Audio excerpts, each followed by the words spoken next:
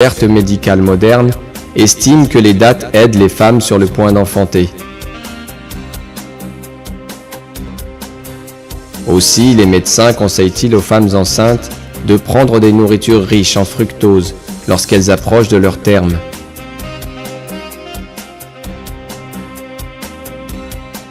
Ces aliments apportent l'énergie nécessaire au corps pour le revitaliser.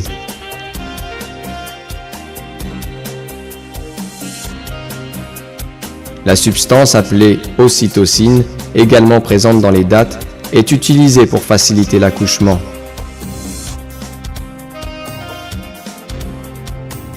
L'ocytocine est utilisée dans la médecine moderne pour accélérer les contractions.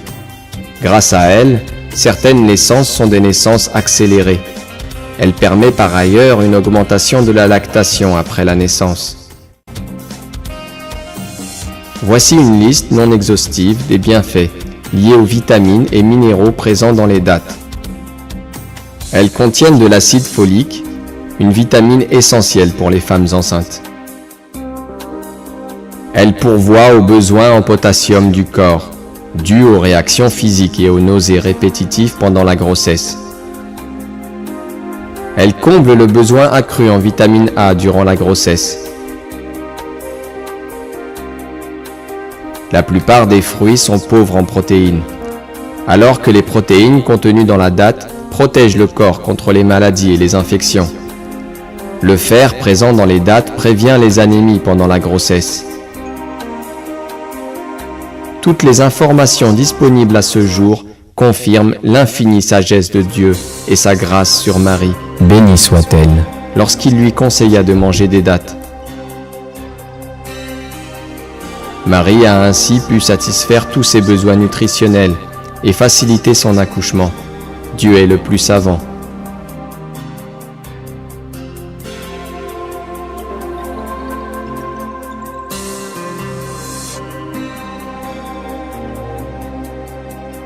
En plus des dattes, Dieu donna à Marie, bénie soit-elle, l'accès à un ruisseau. Nous savons que l'eau est très importante à plusieurs égards pendant la grossesse. Parfois, la vue ou le son de l'eau peuvent automatiquement réguler l'action des muscles.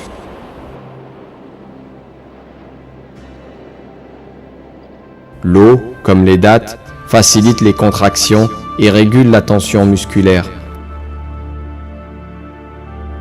Certaines cliniques de naissance modernes proposent d'accoucher dans des piscines.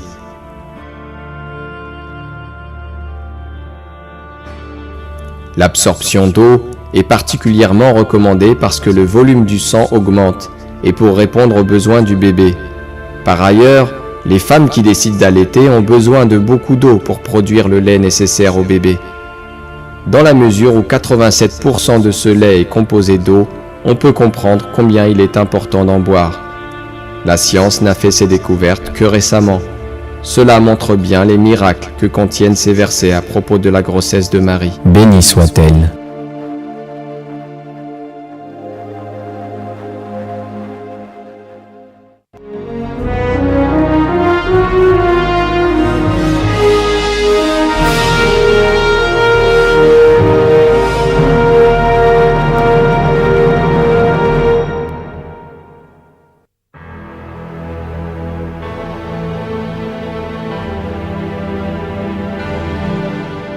Lorsque Marie, bénie soit-elle, revint parmi les siens avec Jésus, il ne pouvait comprendre le miracle de Dieu.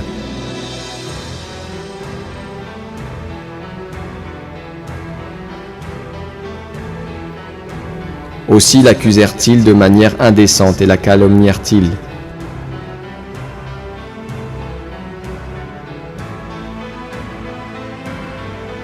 Dieu révèle quelques-unes de ces calomnies.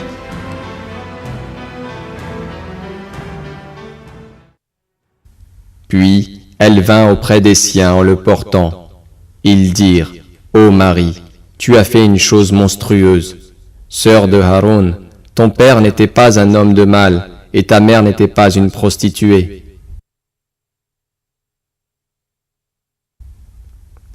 Sans aucun doute, cela fut une grande épreuve pour Marie. Bénie soit-elle. Aussi, comme à son habitude, elle se tourna vers Dieu avec toute sa confiance. Elle savait qu'il la défendrait de la meilleure manière. Dieu révéla à Marie, Bénie soit-elle. qu'à son retour chez elle, elle devrait dire qu'elle a promis de ne parler à personne. Si tu vois quelqu'un d'entre les humains, dis, assurément, j'ai voué un jeûne au tout miséricordieux. Je ne parlerai donc aujourd'hui à aucun être humain.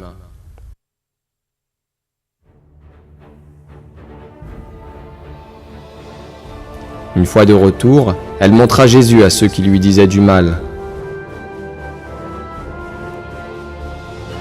Dieu accomplit alors un miracle en faisant parler Jésus, alors qu'il n'était qu'un bébé.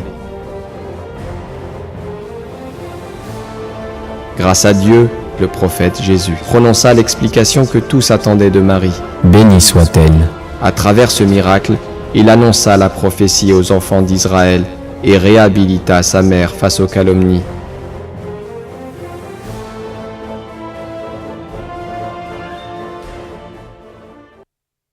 Marie leur fit signe de s'adresser à l'enfant. Ils dirent, « Comment parlerions-nous à un bébé au berceau ?» Mais le bébé dit, « Je suis vraiment le serviteur de Dieu. Il m'a donné le livre et m'a désigné prophète. Il a fait de moi un être béni où que je sois. Il m'a ordonné de pratiquer la salate et la zakat, ma vie durant, ainsi que d'être bon envers ma mère. Et il n'a point fait de moi un être violent ni méchant. Et que la paix soit sur moi le jour où je naquis, le jour où je mourrai, et le jour où je serai ressuscité vivant. Tel est Jésus, fils de Marie, parole de vérité, dont il doute. »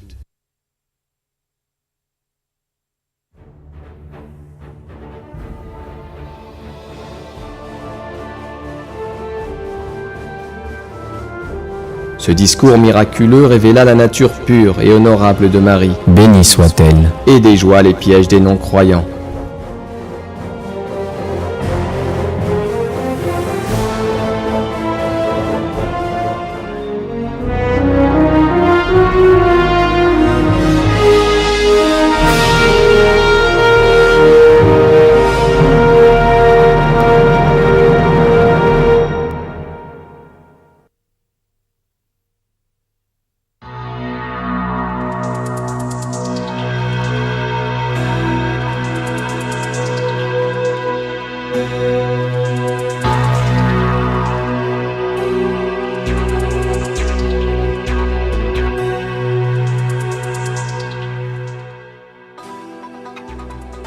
Un point ressort lorsque l'on s'intéresse aux sociétés du monde en général.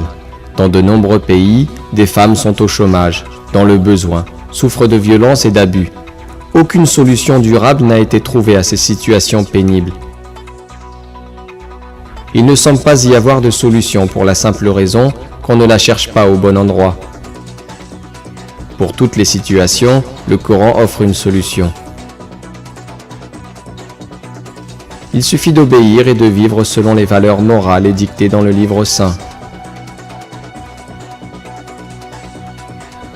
Peu de personnes sont conscientes de l'importance et de la valeur des femmes dans l'islam.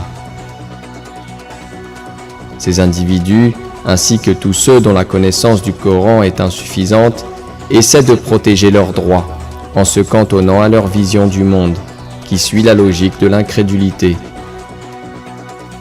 C'est pourquoi ils sont incapables de trouver une solution durable. L'islam attache une grande importance aux femmes. Dans de nombreux versets, Dieu insiste sur la protection des femmes et de leurs droits. Dans les sociétés où les valeurs morales du Coran ne sont pas appliquées, ce sont d'autres valeurs qui prennent le pas et qui aspirent les énergies. On se démène alors pour la richesse, l'estime, la carrière, la gloire, la beauté. L'importance outre mesure accordée à ces objectifs est aveuglante. Il ne faut pas se tromper et s'interroger sur la véritable finalité de notre vie. Les critères d'importance peuvent certes varier de société en société, mais ils restent sensiblement les mêmes.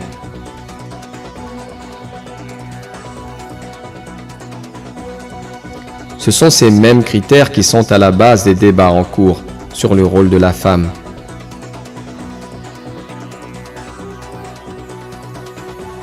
En appliquant leurs traditions égarées et leurs critères, les sociétés continuent à traiter les femmes en citoyens de seconde classe. Pourtant, avec le Coran, Dieu nous fait comprendre que taqwa, ou piété, est la seule mesure de supériorité parmi les êtres humains.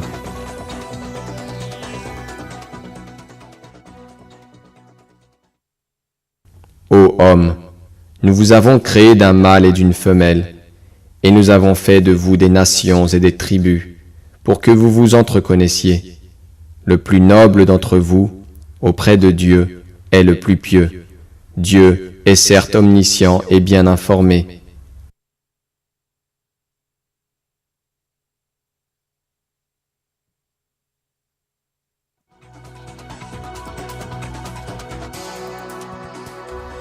Tous ceux qui voient une supériorité dans le genre, la race, la force physique ou un tout autre critère sont dans l'erreur. L'unique supériorité réside dans la foi et la taqwa, comme révélé par Dieu.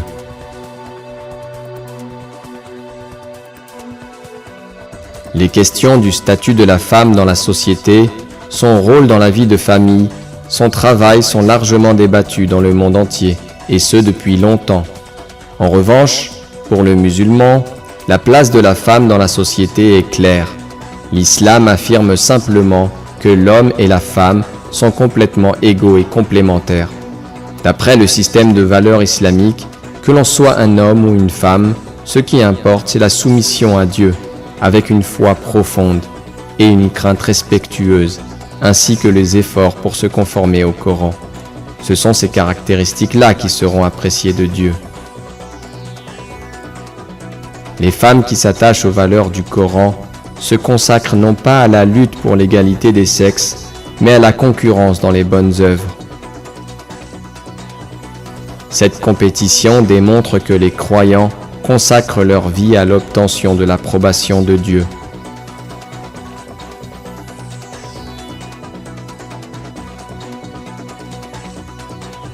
Dieu souligne dans le Coran que les efforts contribueront au succès des croyants dans ce monde et dans l'au-delà.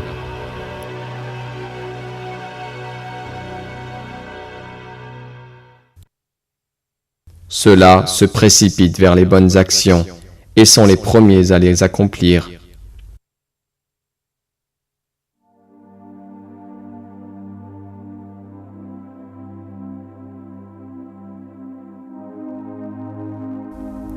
Le Coran insiste sur le bon comportement à l'égard des mères.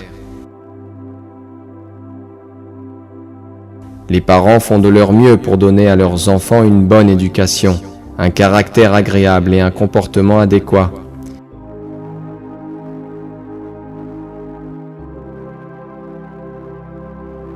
Il faut respecter cet altruisme et apprécier leurs efforts. Dieu conseille de ne pas oublier la généreuse dévotion des parents envers les enfants et de bien les traiter.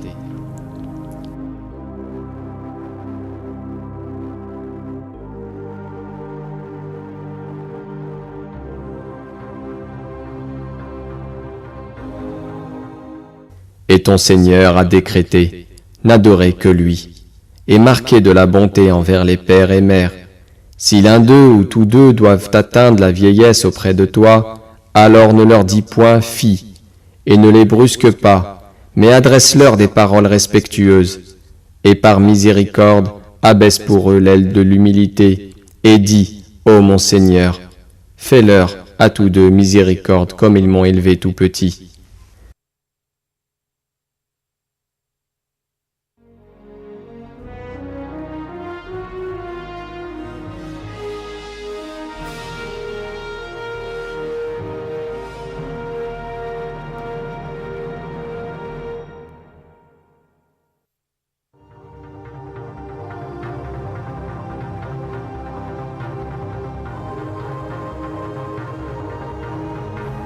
La foi et la crainte de Dieu embellissent et renforcent le caractère, rendant ainsi la personne supérieure.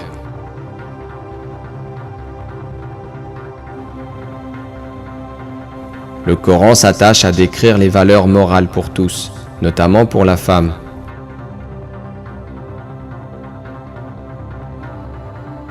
La femme musulmane croit en Dieu avec un cœur pur. Elle se soumet à lui pleinement. Et est consciente qu'il n'y a pas d'autre divinité, que Dieu est le Seigneur de tout être et de toute chose, et qu'il est omnipotent.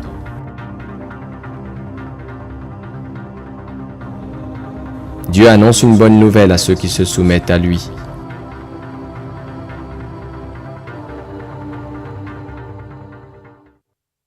Non, mais quiconque soumet à Dieu son être tout en faisant le bien, aura sa rétribution auprès de son Seigneur.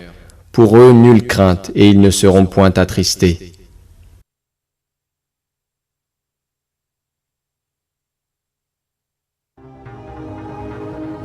Dans la mesure où elle prend le Coran pour guide, la femme musulmane se comporte toujours correctement, prend de sages décisions et obtient par conséquent les meilleurs résultats. Elle est détachée du stress et des ennuis résultant de l'égarement et du vide spirituel. Elle ne s'abaisse pas à l'immaturité, ni à l'irrationalité, en délaissant le bien au profit de ses propres passions.